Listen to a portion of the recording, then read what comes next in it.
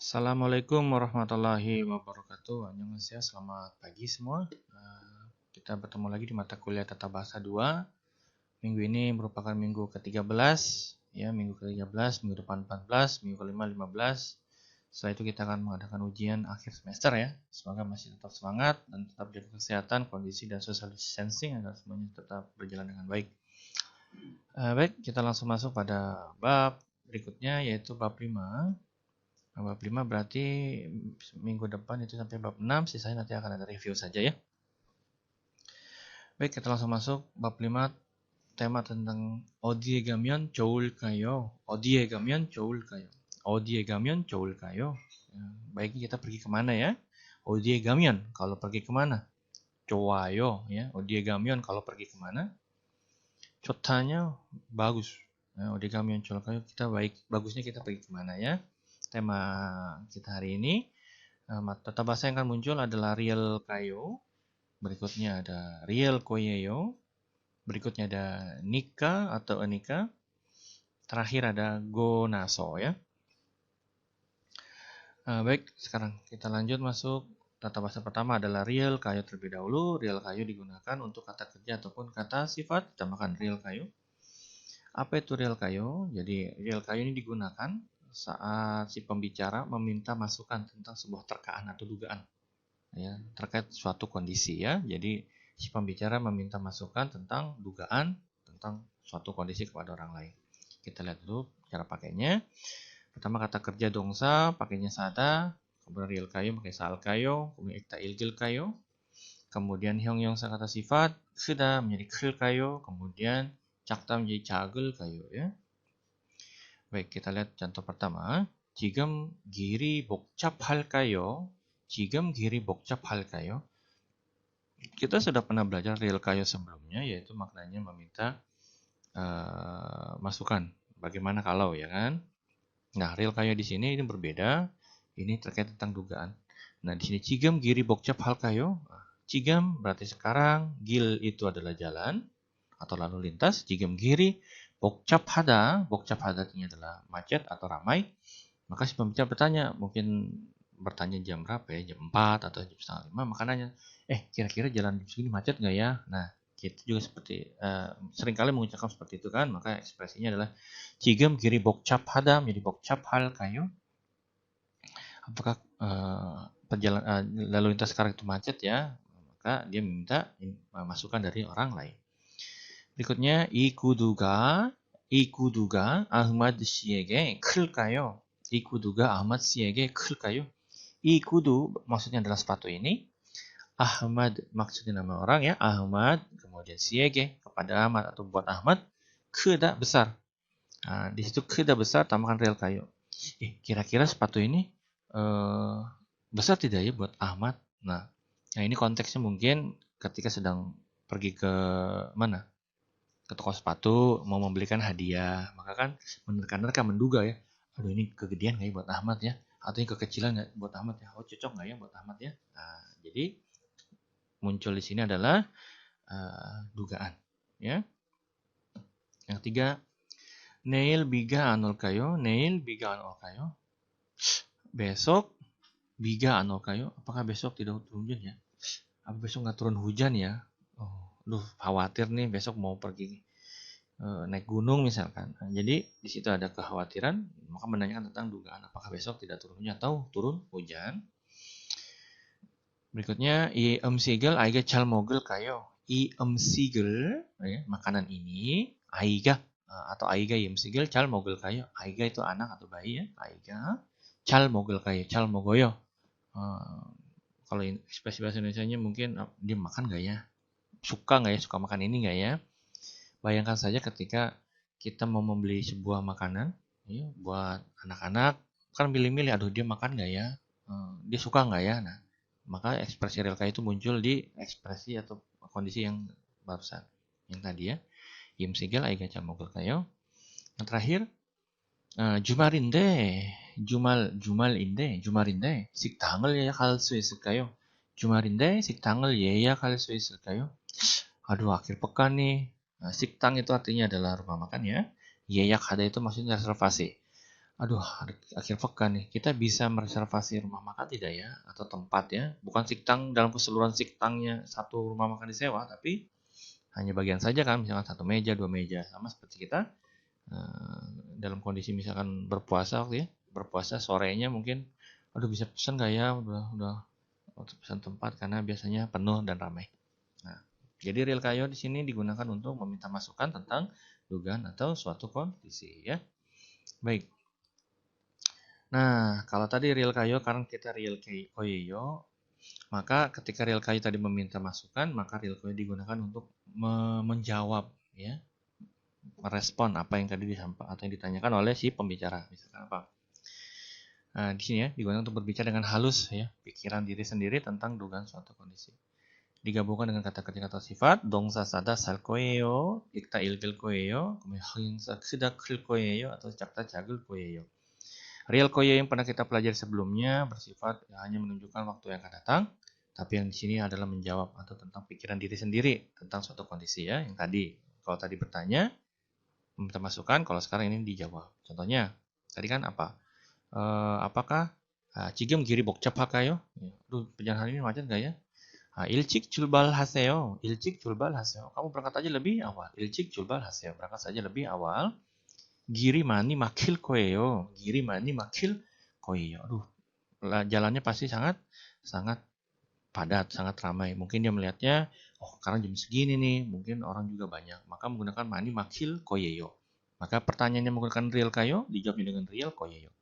Ya, ketika dijawabnya lagi pakai real kayo berarti nanti bertanya lagi ya.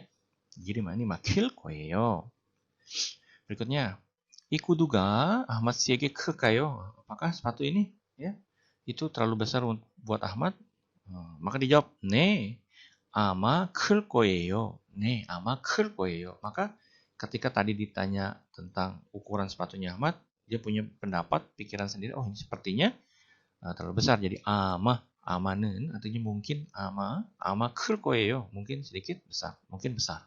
Bukan mungkin akan besar, agak sedikit aneh tapi mungkin sepertinya besar gitu ya. Berikutnya, 이 아이가 음식을 잘 먹을까요? 이 아이가 음식을 잘 먹을까요? Bayi ini atau anak ini apakah bisa makan makanan ini ya gitu ya. 네, 아마 잘 먹을 거예요. Ya mungkin dia akan makan ini banyak gitu ya. 아마 잘 먹을 거예요. Yang terakhir, Andi Shiga, Indashi 전화번호를 알까요? Andi Shi 전화번호를 알까요? Apakah siapa si Andi itu mengetahui nomor teleponnya Indah? Ya. 네, Indah Shiga aku예요. Bukan Indah ya, tapi Andi Shiga, Indah si 전화번호 알까요? 네, posisi terbalik bukan Indah tapi Andi ya. 네, Andi Shiga 알고. 네, Andi Shiga 알고예요. Ya, Andi sepertinya tahu tentang apa? Tentang 전화번호. 전화번호 artinya adalah nomor telepon. Baik, kita lanjutkan. Di sini ada tambahan untuk keterangan real koe tadi. Dapat ditambahkan keterangan ama untuk menunjukkan kemungkinan yang rendah. Jadi kemungkinannya tidak terlalu tinggi ya. Ya mungkin gitu kan. Atau tidak percaya diri juga bisa kan. Misalkan neil ama biga 올 거예요. Ya mungkin besok akan turun hujan. neil ama biga 올 거예요. Berikutnya Andi Siga ama 이 선물을 좋아할 거예요. Maksudnya apa? Si Andi gitu kan. Ama mungkin 이 선물 apa ini? Maaf, ini apa sih? Sebentar, tiba-tiba muncul ini ya. Aduh, delete komen maaf. Oke. Ya. Andi Shiga ama ison murek jual koya. Jadi si Andi sepertinya mungkin suka hadiah ini. Nah ya kalau kita kasih hadiah mungkin kan mikir-mikir dulu ya. Loh, suka nggak ya? Mungkin nggak ya disuka ya. Jadi kemungkinannya itu kemungkinannya disukai atau tidak untuk hadiahnya itu tergantung nanti hadiahnya sendiri ya. Oke, berikutnya. Kemudian bentuk pertanyaan real kayo ini untuk pertanyaan real kayo untuk menduga, jadi dapat dijawab dengan real koyeyo. Namun jika pembicara mengajak real koyo tidak bisa digunakan gini. Neil biga ol kayo, maka ini bentuk pertanyaannya. Ama biga ol koyeyo, gitu kan? Kaci yang habol kayo, ne bol koyeyo atau ne cuayo, kaci bayo. Nah dalam kondisi ini bisa.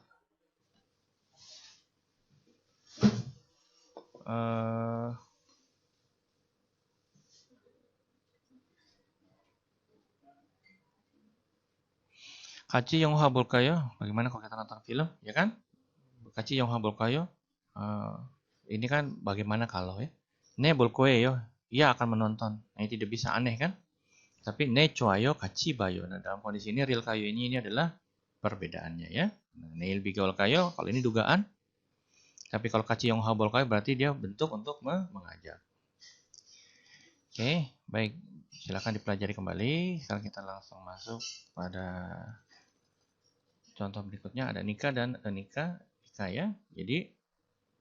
Jadi klausa kedua menjelaskan alasan dari klausa pertama. Jadi intinya nikah atau nikah ini maksudnya adalah kata hubung yang maknanya adalah karena. Mungkin kalian sudah pernah dengar, sering dengar nikah ya. Nah, cara pakainya gimana untuk tongsa? Kata kerja pakai oda, kemudian menjadi onika. Kita ilgi nikah, ya lihat ada pacim atau tidak ada pacim. 형용사 아프다 atau 많다. 명사nya 친구, ya jumal ya. 친구니까. 우리가 친구니까 gitu ya. 주말이니까. Nah, jadi ini untuk nikahnya. Sebelum kita pernah belajar tentang aso atau oso, maka ada sedikit perbedaan kita lihat nanti ya. Baik, kita lihat contoh pertama. 삼계탕이 맛있으니까 삼계탕을 드세요. 삼계탕이 맛있으니까 삼계탕을 드세요. Samgyetang itu mungkin apa ya, tidak tahu ya, yang ayam diberikan ginseng ya. Makan nama makanan samgyetang itu enak ya. Samgyetang이 맛있으니까 삼계탕을 드세요. Kamu makan aja ada samgyetang karena samgyetangnya itu enak. samgyetang이 맛있으니까. Nah, ketika menggunakan nikah, maka dia diikuti ya, nikah ya.